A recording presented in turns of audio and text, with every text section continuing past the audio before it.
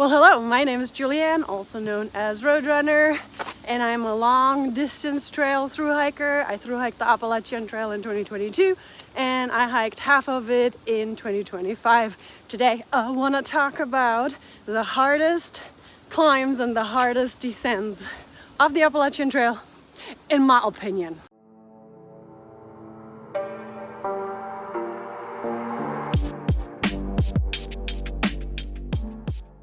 Now, I do want to reiterate, this is my opinion only. People have different opinions, but I do feel like because I re-hiked the first half of the Appalachian Trail this year, as well as I did the New Hampshire 48, which means a lot of that is on the New Hampshire Appalachian Trail. I also hiked most of the Vermont section again this year, so I did a little bit more than half of the AT, but not close to another full through hike, right?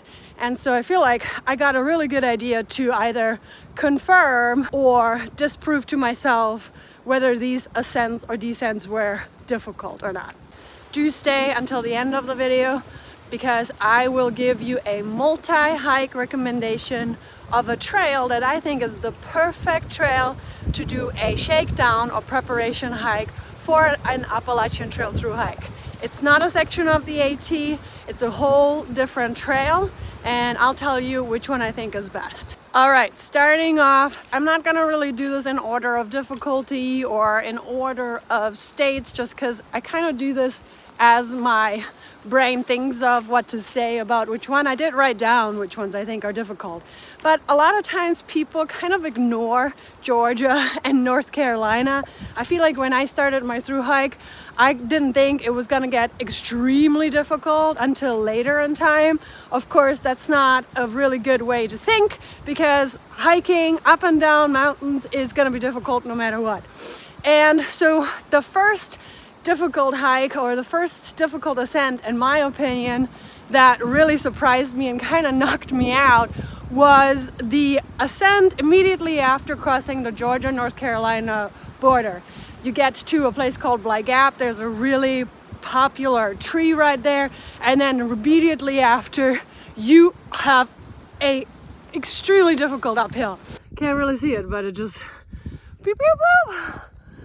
It's not very long, but it is surprising, and it gives you a really great idea of what to expect for the rest of the hike. I also recommend this one to be kind of like a little training hike for anybody who lives in North Carolina or in Georgia.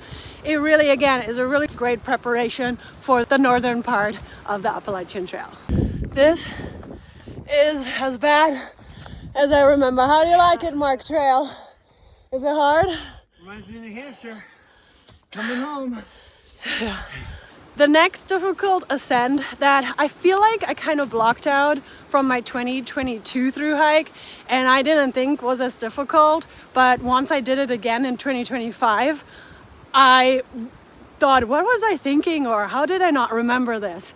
And one of the more difficult ascents is the ascent out of the NOC, the Nantahala Outdoor Center, all the way past Jacob's Ladder. So that's like I don't recall, I think it's about a 16-mile trek, and that is one difficult ascent. So you get out of the NOC, you go, holy steep.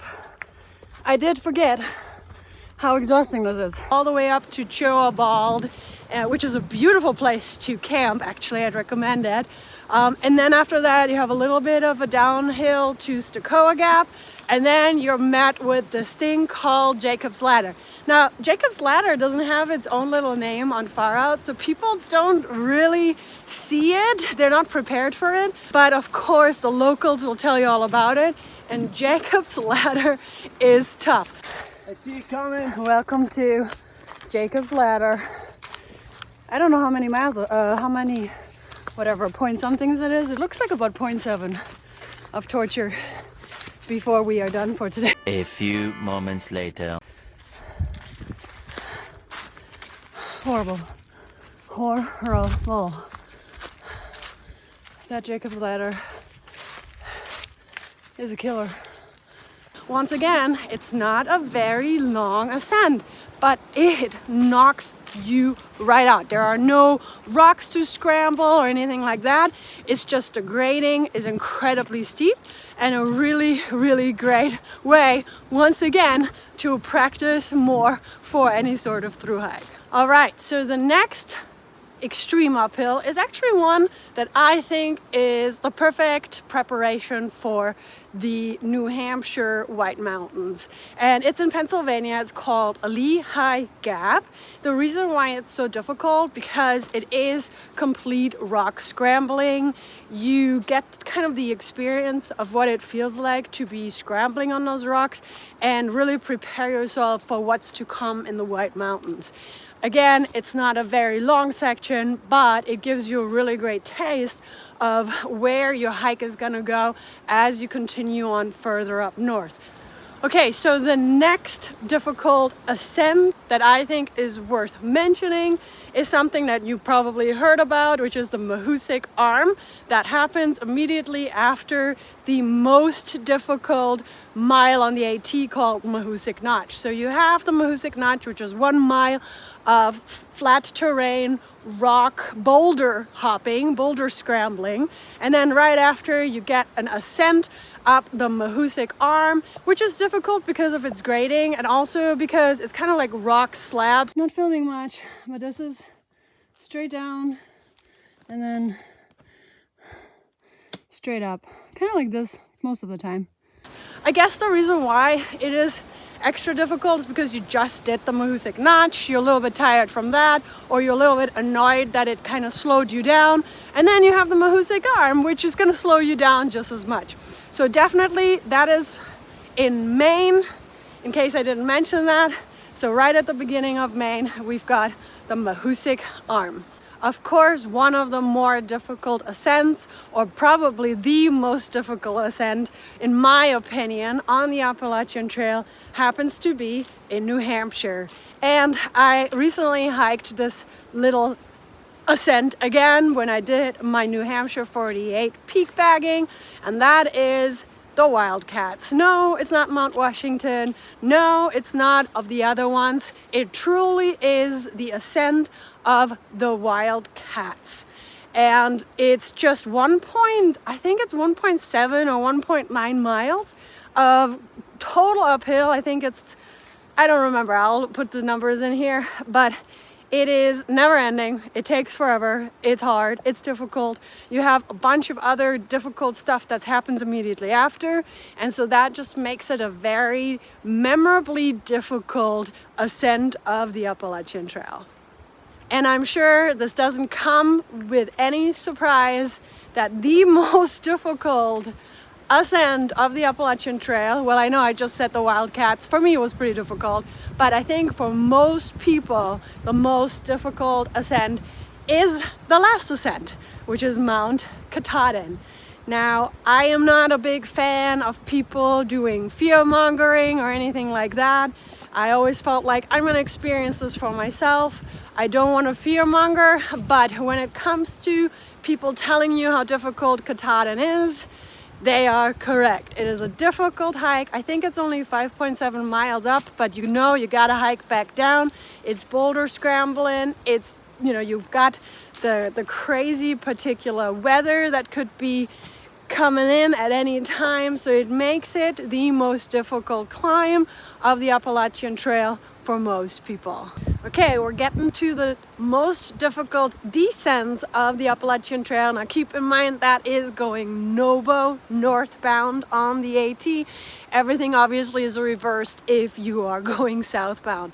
So the first more difficult descent that I felt was worth mentioning is that of Dragon's Tooth in Virginia. It is part of the Virginia Triple Crown, which is McAfee Knob, Dragon's Tooth, and Tinker Cliffs. And so the descent of Dragon's Tooth is something that you should be prepared for. Again, it's something that prepares you for the descents in the Whites and Maine.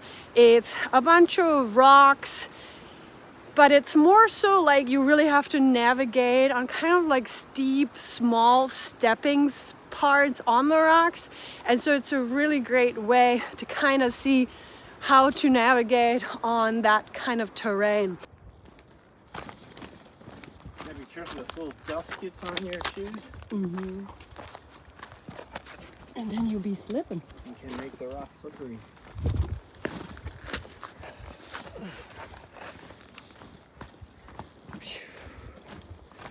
Oh, we got a rebar. How nice. Very nice.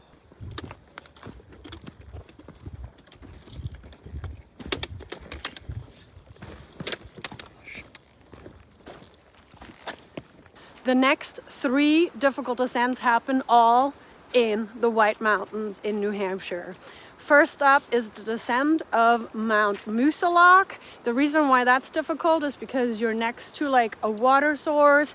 There are rock slabs. They have like little wood things hammered into it. It's super steep. It's not easy at all. And it is definitely a pretty difficult and steep descent. The next one is the descent of Mount Garfield near Franconia Ridge. So that's difficult because the actual trail itself is a river. It's not just because it just rained, it is a constant river. So the trail is a river. This is so dangerous. So you are not only going downhill or on a river, but also very steep rocks. So it's definitely something that you should be aware of. A lot of times people have that at the end of their day.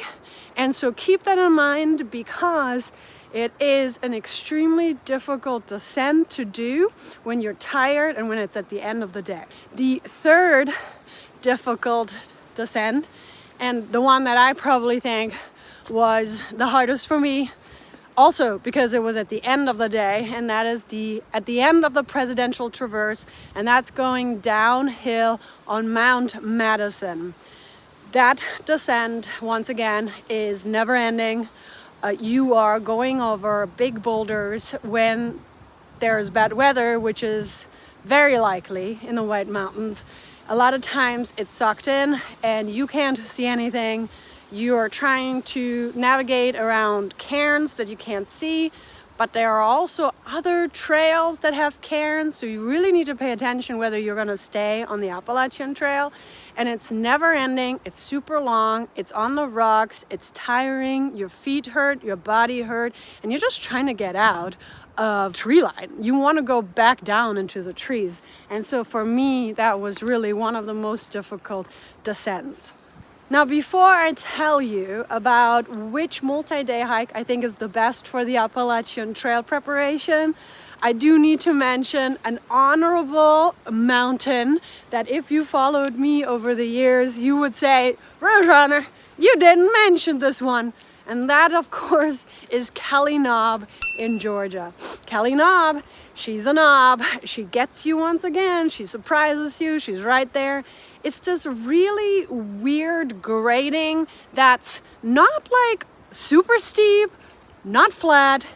It's just perfect for you to be extremely exhausted by the time you get on the top. There are no rocks to worry about, so it's not like any rock scrambling. It's just a super steep, long uphill.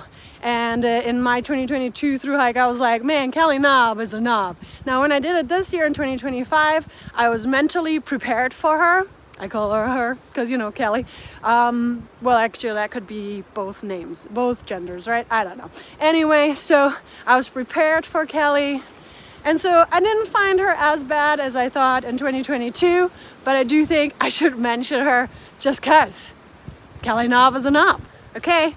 Alrighty, so if you are preparing for a thru hike in the near future, whether it's 2026 or some other time, I do think there is one particular trail that I think is the best one to prepare for the AT thru hike. In fact, I'm a big believer that if you can make that trail, that you are going to really be well prepared to actually make the entire Appalachian Trail. If you end up quitting this trail, the chance of you quitting the AT is probably pretty high as well. And that is the Foothills Trail. It's in South Carolina, North Carolina, It is a 76-mile trail. It's perfect. It's got the same kind of terrain that the AT has in, you know, Georgia, North Carolina, Tennessee. It has some pretty difficult grading. It's got it all. It also forces you to carry food a little bit longer because there really isn't a good way to resupply. I mean, you could do a food drop, but it's just a really great preparation trail for you to see if you would enjoy the AT. You know, sometimes people quit their whole life, they sell their houses, they sell everything, and they've never even done anything like a multi-day hike, especially in that area. And then they are out there for a few days and go, what did I do? Why did I do this? So if you hike the Foothills Trail and you make it, I think it's a really, really great trail for you to be prepared and see if you would even enjoy it. Because not everybody would enjoy walking all day and camping in this terrain in cold weather. So anyway, so that's it for today. Thank you so much for watching. If you don't know, I am planning to complete my Triple Crown and through hike the Continental Divide Trail in 2026. So if you like this kind of information until then, do subscribe. And if you want to see me do a through hike of the CDT, subscribe as well. I don't know. It would be nice to have you. Anywho, it was nice for you to watch me. Have a good day. Hold up. Wait a minute. Also, new pants goofing, Sky Goat goofing. So Sky Goat recently released some skirts and dresses, and I was like, well, I'm not really a skirts, dresses kind of hiker, even though Tara Dower, the FKT holder of the Appalachian Trail, hiked her Colorado Trail in a skirt. So some people do that, so check them out if you're interested in do skirt goofing. But these here pants, I'm in love with them. I've been wearing them all day, every day. I went to Tennessee recently, wore them the whole time. They keep me so warm. And I'm trying to see, could I take them with me on my CDT through hike? Anyway, I do have a code for you guys to get a discount. Check that out in my description. It does change every now and then because people be stealing the code and putting them on random websites. So check it out if you're interested in getting a nice micro fleece for your through hike or just hiking in general. They got some discounts for you.